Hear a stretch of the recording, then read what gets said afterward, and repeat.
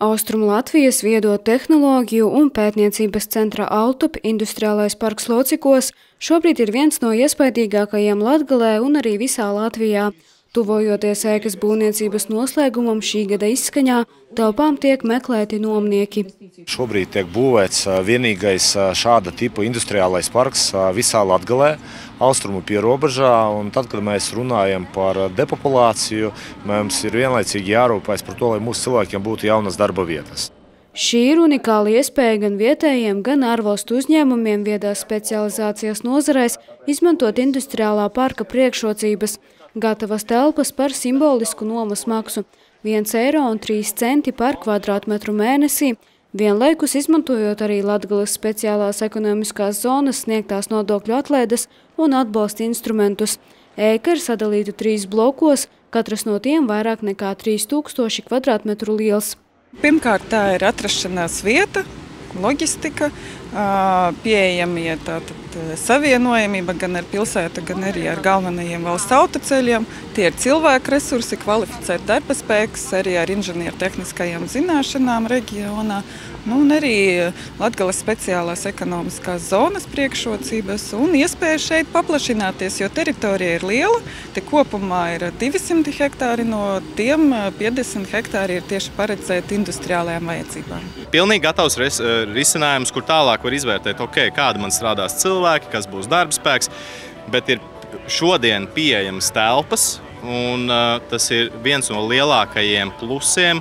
Brīdī, kad nāk investors, mēs varam parādīt, mēs varam rādīt, izvēlēt, lai viņš var izvēlēties un galvā jau domāt, vai man der, nedara un pielāgot.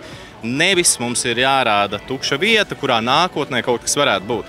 Investori vēlas risinājumus, un šis, manuprāt, ir viens no risinājumiem, ko mēs uzreiz varam piedāvāt. Telpas uzņēmuma darbībai te noskatījusi arī uzņēmuma SIA magistra pārstāve. Viņai ir svarīgi telpu izmēri un piemērotība jaunām ražošanas iekārtām. Uzņēmumā šobrīd nodarbināti ap 300 cilvēku, ir rūpnīcas Daugavpilī un Rēzeknē un plānots īstenot projektu par paplašināšanos. Uzņēmums ražo tehnisko tekstilu, tostarp sintētiskas kugju troses un militāro produkciju. Впечатление у меня прекрасное, потому что я вижу, насколько все качественно. Iespaidi ir brīnišķīgi, jo es redzu, cik viss ir kvalitatīvs, pareizs un pārdomāts. Pats svarīgākais ir optimizēti izdevumi. Biznesam šī ēka ir ļoti liela dāvana, noteikti būs daudz pretendentu konkursā. Svarīgi, ka nav jāiegulda finanses infrastruktūrā. Viss ir gatavs, nomas maksa ir optimāla, tāpēc var visas iecerētās investīcijas ieguldīt iekārtās un tehnoloģijās. Pilsētā un reģionā ir liels ražošanas potenciāls. Šobrīd pilsētā darbojas vairāk nekā 300 uzņēmumi, kuru lielāko uzņēmumu kopējais apgrozījums sastāda gandrīz 500 miljārdu eiro, bet jā, tās nozares mums ir galvenokārt pārtikas ražošana, metāla apstrāde, bet arī ir, kas līderis šobrīd arī ir optisko šķiedru, arī uzņēmēju. Mēs noteikti respektējam vietējos uzņēmumus, un viens no mūsu blokiem, ka mēs viņiem strādājam ikdienā, potenciāli palīdzot eksportu un vēlamies, lai viņi dienas beigās turpina savu attīstību šeit Latvijā, kas ir investīcijas. Bet proaktīvi mēs fokusējamies tiešām uz ārvalstu tiešajām investīcijām, runājam par iespējām Latvijā turpināt savu paplašināšanos, ja tas ir pēcapkalpošanas uzņēmums, kas jau ir ienācis Latvijā, vai nu arī pārcelt uz Latviju savas filiāles, potenciāli atkal attīstot ārpus savas valsts, mītnes valsts ražošanu. Potenciālajiem nomniekiem ir nosacījumi. Līdz 2026. gada 31. jūlijam jāizveido vismaz 41 jauna darba vieta, un līdz 2028. gada beigām jāveic investīcijas vismaz 9 miljonu eiro apmērā. Pašvaldības ir gatavas atbalstīt uzņēmējus ne tikai ar infrastruktūru.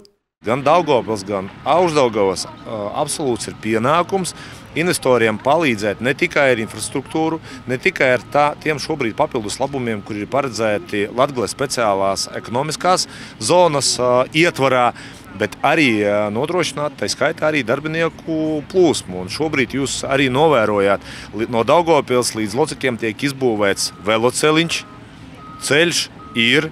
Sabiedriskais transports no Daugavpils iet piemēram uz Križu apkaimi, un mums nav nekādas problēmas nodrošināt arī minētā konkrētā maršruta iebraukšanu arī šajā teritorijā.